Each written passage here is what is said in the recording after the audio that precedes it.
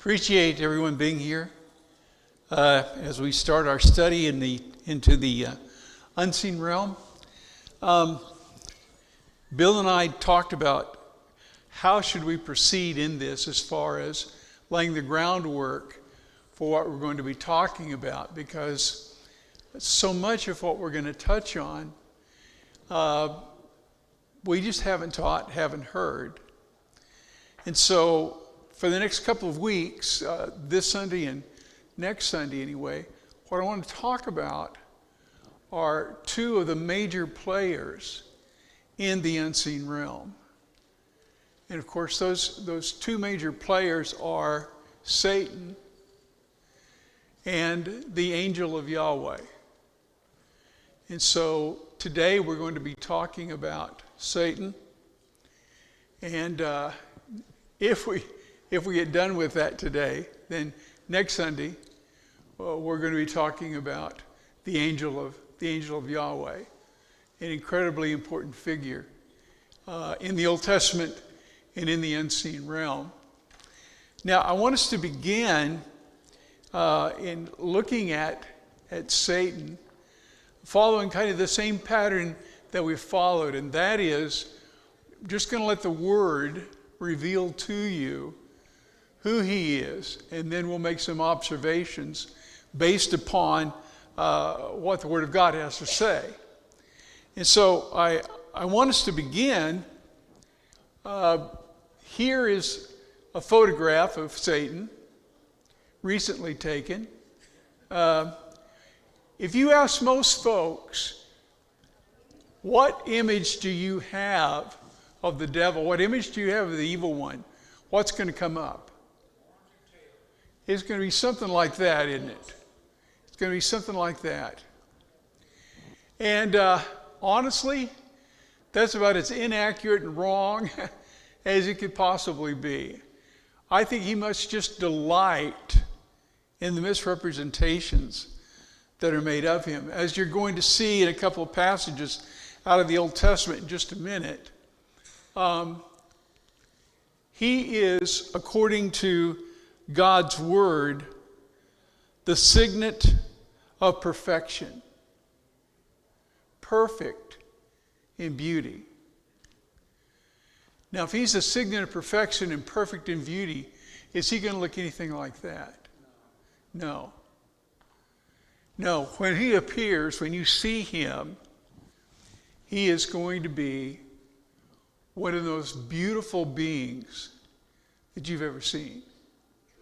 He is kind of the epitome, the height of representation of God's creative power. And so quite the opposite from the representations that are made here. What does he look like? Have no idea. Well, what about the snake? Well, we'll get to the snake when we get to the Garden of Eden, and we'll talk a little bit about the snake, but that is just an adaptation that he made under the circumstances in which he was working in the garden. Okay? Now, I want us to begin by looking at Isaiah 14 and at Ezekiel 28. Now, there's a lot of discussion, and there will continue to be a lot of discussion over whether or not these passages talk about Satan. I believe they do. And the reason I believe they do, one speaks of the king of Babylon, this one. The other one speaks of the king of Tyre. That's who it says they're addressed to. But as you read through them, clearly, the being that is being talked about, although the king of Babylon was a very powerful person, and the king of Tyre was also a very powerful person, were some of the most important people on earth, they can't begin to hold a candle to what is described here. And so I believe that what Isaiah is doing, and what Ezekiel is doing, is drawing upon the height and the perfection of evil, okay, in the evil one, and comparing these kings to this evil one as far as how they're moved and motivated and what they do. Because remember, for instance, with Nebuchadnezzar, the king of Babylon, one of his big problems, and it's huge, remember, it's going to be his pride. You know, there's nobody like me. Read Daniel chapter 4, and he's going to find out, well, that's not quite true. All right? And so I think that as he speaks to the king of Tyre, as he speaks to the king of Babylon, I want you to hear the underlying description, I believe, of the one we call Satan, the accuser, the evil one. Isaiah 14:12 through 15. How are you fallen from heaven, O day star, son of David? And by the way, in the Latin translation of that, you get Lucifer. And that's where the name Lucifer comes from. It's from this translation of morning star, which would be Venus. But that is not really all that accurate a translation. But if you wonder, where did the name Lucifer come from in reference? Well, it's a Latin translation of the term that's used here. How you are cut down to the ground, you laid the nations low. Now listen to this. You said in your heart, I will ascend to heaven above the stars of God. I will set my throne on high. I will sit on the mount of assembly in the far reaches of the north. I will ascend above the heights of the clouds. I will make myself what? Like the Most High. So, what is he determined to do? To rule. To rule even in the place of Yahweh himself. Okay? Now this goes to me way beyond the bounds of any king of Babylon or anybody else. I believe this is speaking to the evil one and to what his ultimate desire was, which was to displace God and to rule in heaven. Verse 15, but you are brought down to Sheol, to the far reaches of the pit. One of the things that we'll see as we go through this over the weeks is that Sheol in the Old Testament is a cold, dank, dark place of the dead. It is under the ground. And it is used of the place where Satan and his minions will be cast. That's where they're going to be found. Because he is, in a very real sense, I want you to think about this. He is the ruler of the dead. He's not the ruler of the living. He's the ruler of dead. If you're dead spiritually, who is your ruler? Satan. Okay, if you're dead spiritually, he's your ruler. And so he is the one who rules over Sheol, in a sense. Okay? And all his minions ultimately find themselves in this Sheol, this place of the dead. Later on we'll look at and talk about the pit, the abyss, Tartarus, and that kind of thing. Now, let's look at Ezekiel 28, verses 11 through 16. And again, listen closely to this description of one who sounds far more powerful than any king of Tyre. Moreover, the word of the Lord came to me, Son of man, raise a lamentation over the king of Tyre, and say to him, thus says the Lord God, you were the signet of perfection, full of wisdom, perfect in beauty. You were in Eden, the garden of God. Every precious stone was your covering, sardius, topaz, and diamond, beryl, onyx, and jasper, sapphire, emerald, and carbuncle. and crafted in gold were your settings and your engravings. On the day that you were created, they were prepared. You were an anointed guardian cherub. I placed you. You were on the holy mountain of God. In the midst of the stones of fire, you walked. You were blameless in your ways from the day you were created till unrighteousness was found in you. In the abundance of your trade, you were filled with violence in your midst, and you sinned.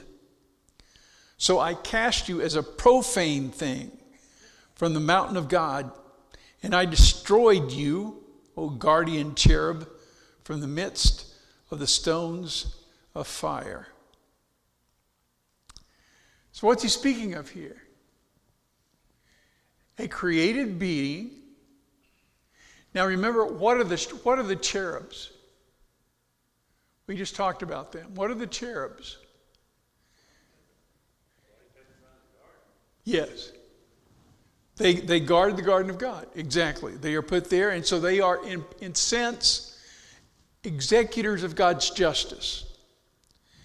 But they are found where? In the heavenly realm, in the throne, around the throne. That's where you find the cherub, around the throne.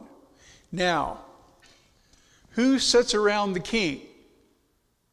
Some common peasant? Who sits around the king? His advisors, right? The most powerful men and women in the kingdom sit in the presence of the king.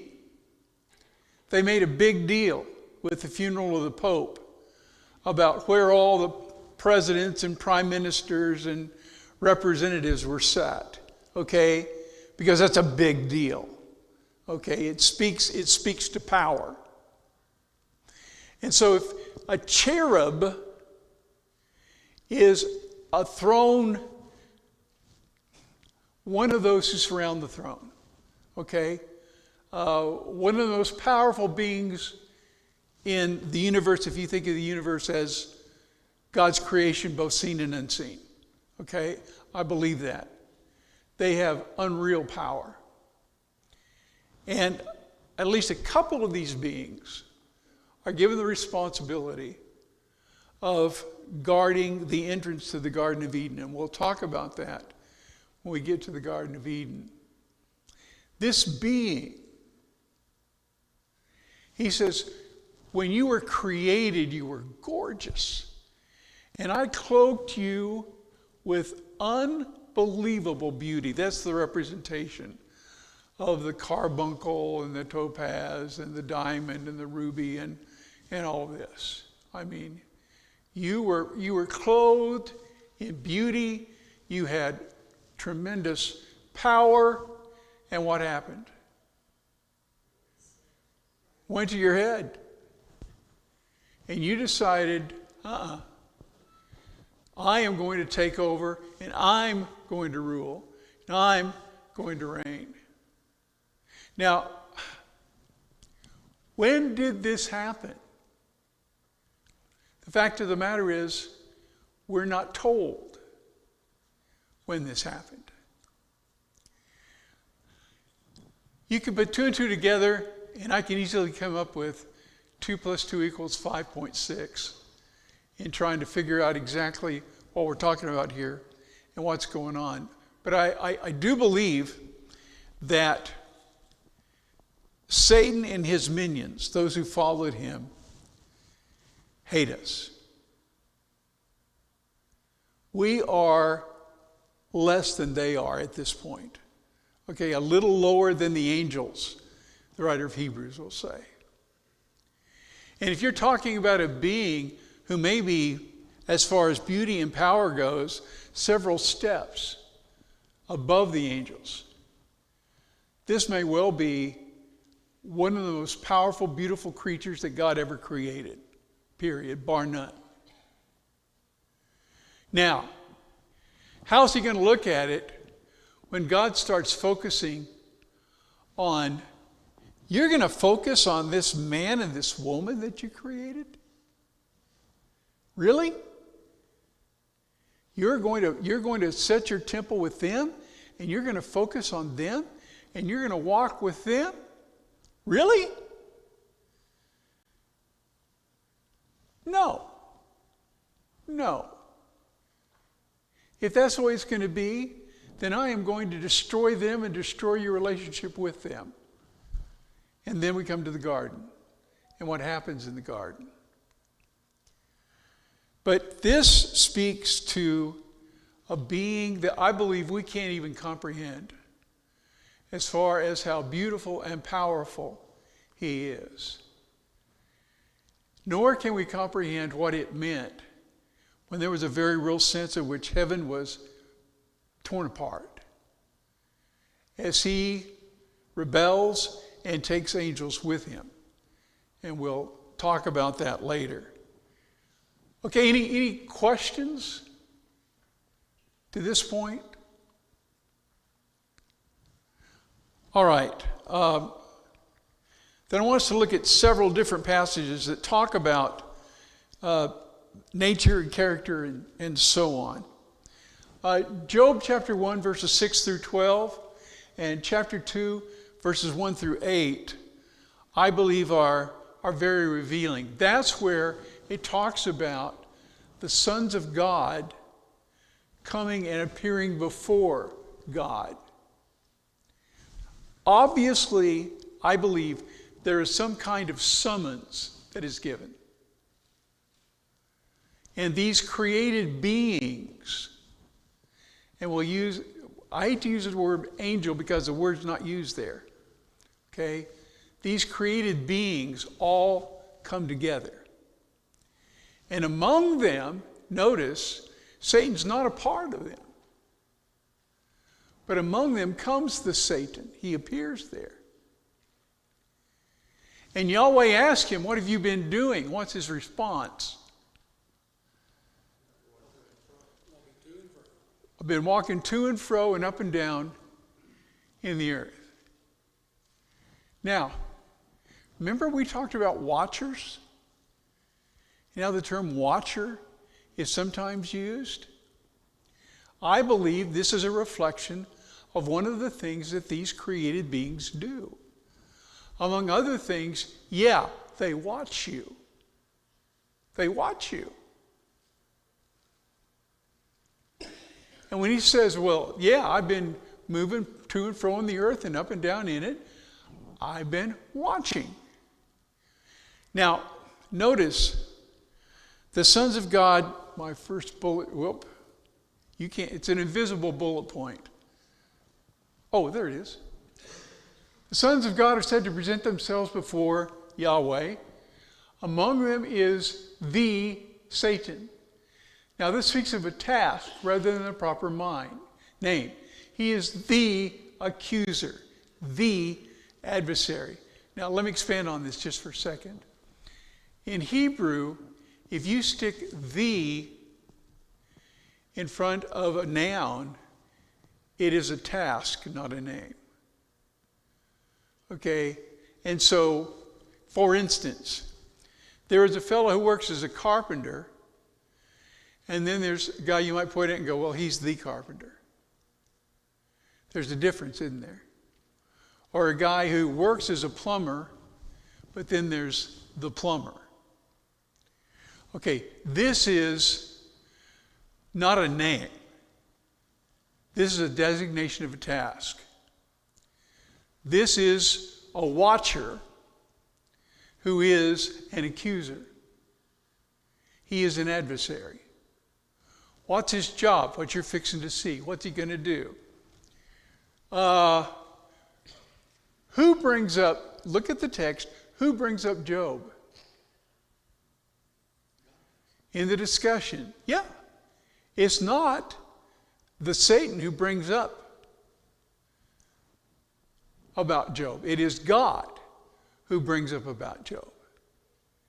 And says, have you considered my son Job? I have no man like him. Now, What's his name literally mean? We would call him, what would we call him today? Probably the prosecutor, right? He's the prosecutor. So, Mr. Prosecutor, what do you think about Job? Oh, the only reason he's serving you is for what he can get out of it. But you pull your blessings away from him and you just watch how he turns. Okay?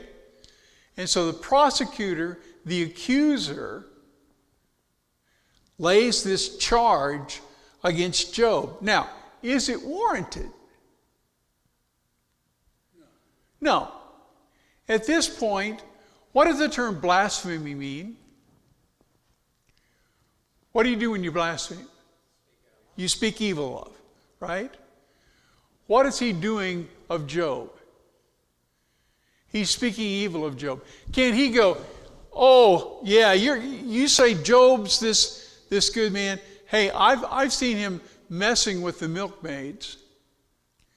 And I know for a fact that he's taking advantage of some poor ranchers who live around him. And he's pretty slick when it comes to doing trades. Does he say anything like that? No, he does not. Because there's no charge to be brought against him. Except the charge, if you really put him to the test, he'll flunk it. He will not be faithful to you. Now, this occurs. God says, okay, do what? You can do anything to him you want, except don't take his life. Look at bullet point 2. The Satan ruthlessly sets out to destroy all that Job values. He either has power or is designated power even over nature. Isn't he? Now, if this doesn't give you pause, and I don't know which it is, I don't. Does this fallen cherub have the ability to produce a tornado and wipe out a settlement?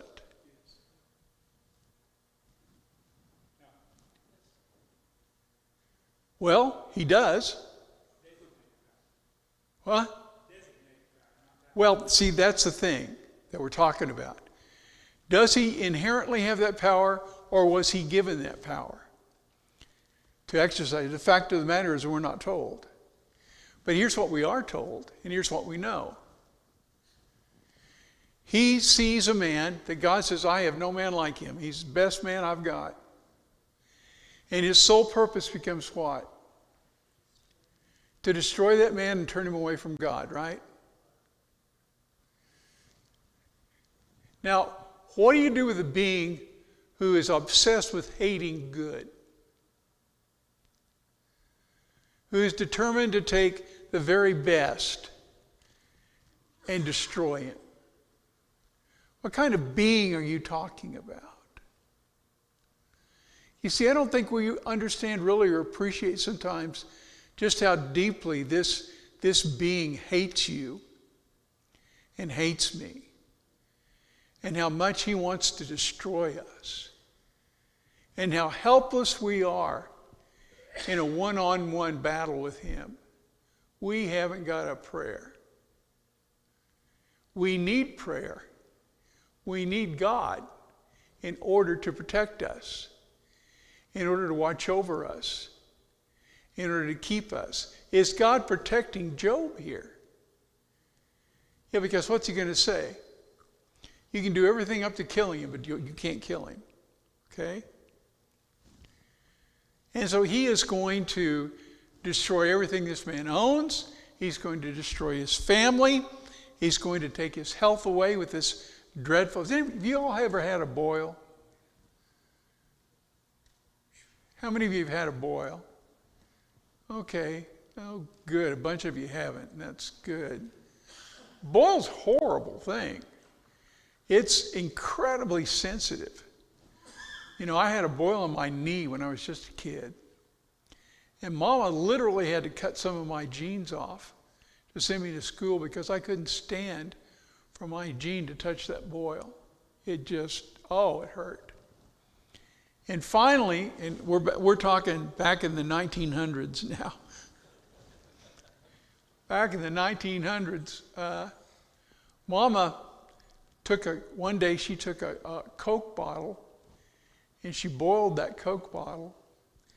And she took that hot Coke bottle and she stuck it over the top of that boil. And what they call drew it. The heat is designed to draw that poison in there, all that pus and stuff up to the top. And after she drew it, then she popped it and drained it. And that's how she got rid of it. Now I can't imagine, if I've got one and it's driving me to, can you imagine having them all over your body? I just can't imagine. And again, why is he doing it? Because he can. Because he's been given permission to do it, and he doesn't go, oh, well, no, I'd never do that. We're going to keep this fair. He's going to do everything he can to destroy him. And I want you to notice the fourth bullet point here. Third one. This is really important. The Satan is not only accusing Job of serving God for what he can get out of him, he's also challenging God's omniscience here. Because God is saying what? He will not betray me. He will not turn his back on me. And the Satan, the accuser, is saying, oh yes, he will. And so he's telling God what? You don't know everything. You don't know everything. You're limited in your knowledge. I'm telling you, if you wreck his life, he will betray you. And so he's basically challenging God's omniscience. That's blasphemy in a very real sense. It is certainly a reflection, I believe, of the disdain that this fallen cherub holds for God. I don't know what happened. I don't know what ticked him off. I don't know. Scripture doesn't say. I can give you assumptions and possibilities, but that's all. But obviously, he hates God, and he hates anything that God loves. And isn't, unfortunately, that a common factor in evil? One of the problems with evil is, I hate him, but that means I hate his wife, and I hate his kids, and I hate his, you know what I'm saying? It's almost always a broader circle than just that individual. And so it is here with Satan. So for some reason, again, don't know what it is exactly, the accuser clearly hates humanity. And so what I believe this encounter in Job reveals is something of the nature of this being that here, again, this is not a common name here. He's not being called Satan. He's being called the accuser, the adversary. In a sense, again, I believe the prosecutor. And his determination and what he does clearly indicates he hates God and he hates people. Okay? And again, you don't want to mess with him. You do not want to mess with him. Okay? Now, questions, comments? Okay. Now, I just want us to look at several passages. These are going to come out of the New Testament that speak again to who this evil being is. You are of your father, the devil. This is in the context of Jesus' discussion with the Jews. Okay? And here is where, this is one of those cases where he never lost his temper. But could he get hot? He sure could. He could get hot. He could get angry. And when he got angry toward the end of his ministry, and this is already toward the end of his ministry, even though we're only in John 8, he is letting these guys have it. Okay? You are of your father, the devil, and your will is to do your father's desires. He was a murderer from the beginning, has nothing to do with the truth, because there's no truth in him. When he lies, he speaks out of his own character, for he is a liar and the father of lies. Want to buy a used car off this guy? I don't think so. What is he saying about the evil one? That he will twist the truth, bend the truth. He will do anything that he has to do in order to achieve his ends. And one of his ends is to destroy you. And so, is he going to lie to you about God? You've got guys full-time on the radio, on YouTube, on Facebook, on you name it, and all they're doing is lying about God. Lying and lying and lying about him. Well, God, how could God possibly be good and allow what's happening in Ukraine to take place, or what's happening in Gaza to take place? If God's truly gracious and God's truly caring and God truly loves, then you can't tell me that this God you're talking about would allow this kind of stuff to go on. Now, what are they doing? Huh? They're accusing, right. You're of your father, the devil. Has he got a bunch of accusers out there? Has he got a bunch of prosecutors out there? He sure does. And will they lie? In a second, they'll lie. Whatever it takes in order to mislead you and lead you away from God and lead you away from the truth, that's exactly what they're going to do. Barrett, how much time have I got left?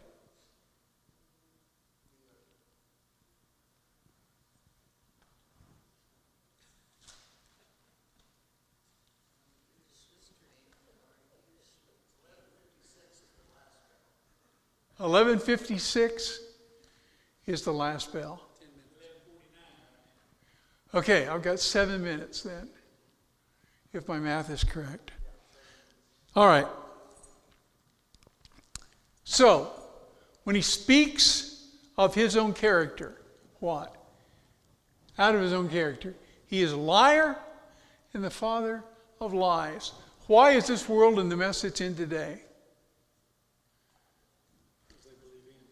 Because they believe him. That's right. Because he's out there every day twisting the truth and spinning lies and coming up with ways to turn people away from God. Oh, that won't kill you. Why, don't worry about that. Yeah, you can take that. You can drink that. You can shoot that. You can use that. It's not going to hurt you. What do you mean you got to get married before you sleep together? Well, that's a bunch of garbage. And on and on and on and on and on it goes. Okay? He is the father of lies. Secondly, 2 Corinthians 4 verse 4. In their case, the God of this world, small g, has blinded the minds of the unbelievers to keep them from seeing the light of the glory of the gospel of the glory of Christ, who is the image of God. So what's he out there doing constantly? Everything he can to keep people from seeing God. Truly God. Okay? And he calls him, and this is interesting, he calls him the God of this world. Now I want you to keep that in mind in light of the next passage. Matthew 4, 8 through 10, we find this is a section of the tempting that takes place in the wilderness of Jesus, okay? Remember, he's been out 40 days, not eating, and now here comes the devil to tempt him. And he's tempted him with the rocks, okay? He's tempted him to throw himself off the precipice. And now, again, the devil took him to a very high mountain and showed him all the kingdoms of the world in their glory. And he said to him, all these I will give you if you fall down and worship me. Then Jesus said to him, be gone, Satan, for it is written, you shall worship the Lord your God, and him only shall you serve. Now, what's the temptation here? Material? Yes. Yeah, I think here nails what Tanner was talking about in the communion talk. Remember he was talking about shortcuts? And what is the devil offering to Jesus here? A shortcut. You don't have to die. You don't have to go through all this that you're going to go through. Just fall down and worship me. It's done. It's taken care of. Now, is this a temptation? Because I want you to think about where you're going when we start this. Is this a temptation? Yes, it is. Satan is not going to waste his time with stuff that doesn't truly tempt him. His hunger tempts him, his pride tempts him, and now, well, let's see if we can't just cut some corners here. You just fall down and worship me, I'll give you all of this. And Jesus says, he does not say, oh, no, you can't. You don't have it. Yes. Which means what? That when he's spoken of as a small g God of this world, is he in control of a lot of what goes on here? See, that's very important, folks. And I don't think that's thought about enough or a cause of concern for us enough. Why is this world filled with violence? Why are people obsessed with war? Why is there all the human trafficking and just repugnant evil that's going on in this world? Yep, because he is a liar. Satan just used the humans as a pawn to get his work done. Exactly. Lewis saying Satan is just using people as pawns to get his work done. Which, oh, by the way, is exactly, we haven't gotten there, but we're not going to get there today either. Ephesians chapter 6, where the Apostle Paul is going to say, our battle is not against flesh and blood. Okay? It's against the rulers of this darkness. That's who our battle is against. Our battle ultimately is against Satan, because we kill a Gaddafi, he'll throw somebody else up, right? You know, if you kill a Putin, he's going to throw somebody else up. It doesn't make any difference, flesh and blood, who you take out. Has he got all kinds of willing minions that he can use? Our battle, yeah, we have to fight them because they're his captives and they're being used by him. But ultimately, he's the one that we have to battle. And so he is literally called the small g God of this world because of the power that he possesses. Thank you for his patience. We are done. We're not done, but we're done. And next week we'll continue looking at the Satan, and we'll start looking at something that I say will, wash your brain out. Here we go. As we talk about the angel of Yahweh, who's a fascinating, fascinating study in the Old Testament. God bless. Thank you.